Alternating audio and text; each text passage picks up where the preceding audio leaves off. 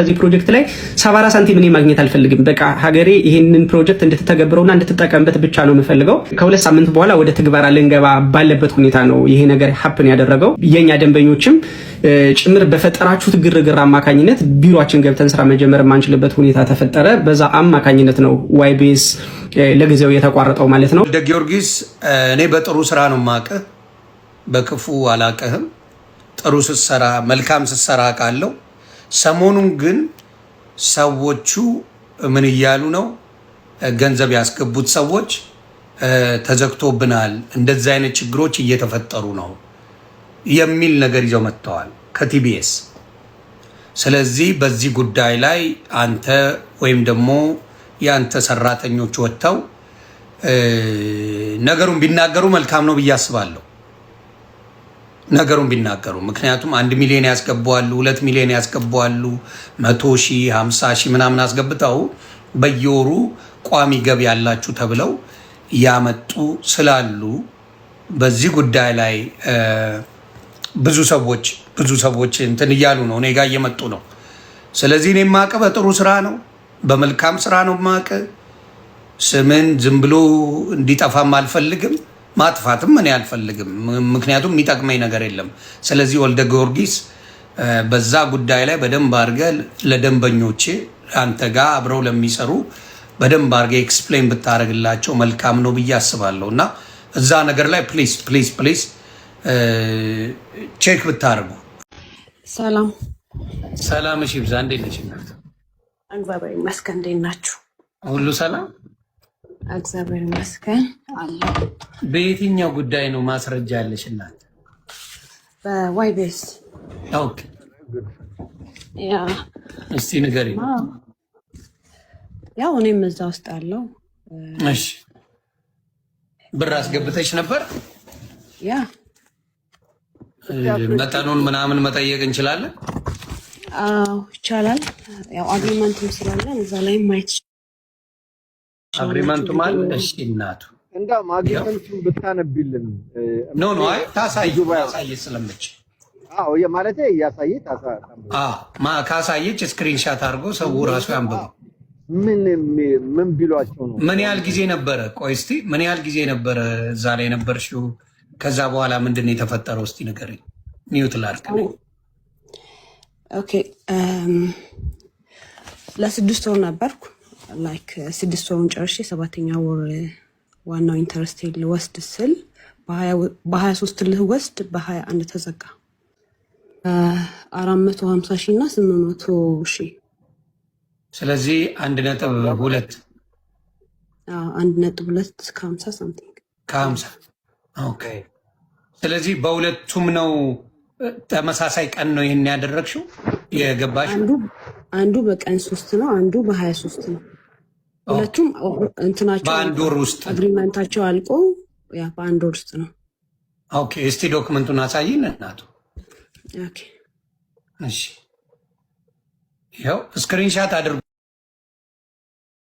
ቤተሰብ። ምንድን ነው የሚለው? አንብቢልን ቅር ማይልሽ ከሆነ አንዴ። ኦኬ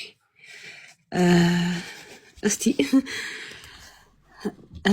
በዋይቢኤስ ገበያ ዋይቢኤስ ማርኬት ኢትዮጵያ የግብር ከፋይ መለያ ቁጥር 0075927161 የግብር ምዝገባ ቁጥር ኤንኤል ኤኤ ህዝባር 1 ህዝባር 003 2998 ህዝባር 2016 የግብር ስያሜ ፍቃድ ቁጥር ኤንኤል ኤኤ ህዝባር 1 ብቻ የንግድ ፍቃድ ስራ ብቻ ታነቡ ይሆናል። እናንተም በደንብ ይታያል ካሜራው እንትን ስለሚል አማርኛ ብዙም ጎበዝ አይደለሁም ማንበብ ላይ እና ይዘባችሁ። ኦኬ እናቱ ይሄው ስክሪንሻት አድርጌዋለሁ። ያ ጥሩ ላይ ነው ስታርት ማተብም አለው ከላይ ስላየሁት ቼክ ላደርግ ነበረ። ግንባር ላይ ላይ ከወሰድ ዝቅ አድርጌው አንዴ እናቱ።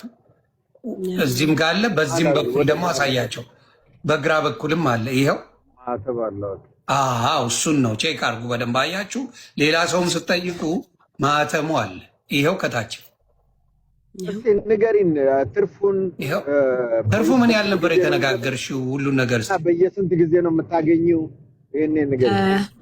ያው መጀመሪያ ዲፖዚት ያደረኩት እንደነገርኳችሁ ነው 800 ሺህ። እኔ በምን በኩል ሰዎችን አምነው የሁላ ገንዘብ እንደሚያስገቡ አላውቅም። ማለት የሚታመኑ አይደሉም። በምን ታምኗቸዋላችሁ? አሁን እነ YBS ወልደ ጊዮርጊስ ምናምን በምን ይታወቃሉ? የፊንቴክን እንዳየነው ነው። ትላልቅ አርቲስቶች በኖሩበት ምናምን የተሰራ ነገር ሆኖ ራሱ ማታለያ ነው የሆነው መጨረሻው አላማረም። እና YBS ምናምን በሚሊዮን ምናምን ማስገባት ከባድ ነው። ምናልባት የተረፈ ገንዘብ ካለው ሊሆን ይችላል ሰው ግን እኔ እንጃ አሁን ባለበት ሁኔታ አሁን ሰው በዚህ ልክ ማስገባት ያው ለወጣለው ብሎ ነው ሰው ግን ማመን ይከብዳል። እንዳየነው አሁን ደግሞ እሱ ምን እያለ መጥቷል። የYBS ሰውዬ ወልደ ጊዮርጊስ ታገሱን ጊዜ ስጡን እያለ መጥቷል። እኔ ምንድነው እናበዛላቸዋለን ብለህ ነበረ። ትግስቱ እንትን ውስጥ አልነበረም መጀመሪያ ታገሳላችሁ እንደዚህ ነው ምናምን የሚል ሐሳብ ውስጥ አላስገባም ነበር። መጀመሪያ አስገብታች ሴት እንግዲህ እንዳየነው ማስረጃው ላይ አስገብታ ማህተቡ አላት ምናምን ግን ቀኑ ሲደርስ ተቋረጠ። ለምንድን ነው አሁን እዚህ ጋር ጥያቄ የሚያስነሳ ነገር ነው። እና YBS በዚህ ጉዳይ ምላሽ መስጠት አለበት። ወልደ ጊዮርጊስ መስጠት አለበት፣ ድርጅቱ YBS መስጠት አለበት። አለበለዚያ አደጋ ነው እንግዲህ የህዝብን ገንዘብ እንትን ብሎ ማሸሽ ነው የሚሆነውና በጣም አደጋ ውስጥ ነው የሚገባው። ምናልባት ከአገር ውጭ ከወጣ ልክ እንደ በረከት ገበሬዋ ምናምን እንትን ሊል ይችላል። ግን እዛም ቢሆን ግን ስቲል በኢንተርፖል ሊያዝ የሚችልበት ሁኔታ ይኖራል እና መጠንቀቅ አስፈላጊ ነው። እንደዚህ አይነት ቢዝነሶች ውስጥ በጣም ከባድ ነው ማለት አሁን ሰው ካለበት ችግር አንጻር የሆነ ቦታ ላይ ገንዘቤን አድርጌ አተርፋለሁ ብሎ ካሰበ ገንዘቡን የሚሰጥበትና የሚያስገባበት ሁኔታ ሰፊ ነው እድሉና በእንደዛ እየተጠቀሙ ብዙ ሰዎች እያጭበረበሩና እያታለሉ ነው የሚገኙት። ያው የሰውን የገንዘብ ችግር አይተው ግን ደግሞ ይሄ ግፍ ነው የሚሆኑ ብዬ ነው ማስበው። በጣም ይከብዳል ማለት አሁን በተቸገረበት ሁኔታ እንደዚህ ማድረግ ግን ዞሮ እነሱ አይሰሟችሁ። ስለዚህ የሆነ ነገር ቦታ ላይ ብታስገቡ ራሱ ገንዘባችሁን የሆነ ቦታ ይበዛልኛል ብላችሁ መጀመሪያ በደንብ ማረጋገጥ ከተረጋገጠም በኋላ ደግሞ ሙሉ ያላችሁ ነገር እዛ ላይ ማድረግ ከባድ ነው፣ በጣም ከባድ ነው። አለበለዚያ አደጋ ውስጥ ነው የምትገቡት እና መጠንቀቁ እጅጉን የተሻለ ሆኖ ነው የምናገኘው። እቺ ልጅ እንግዲህ ማስረጃው ላይ እንዳሳየችው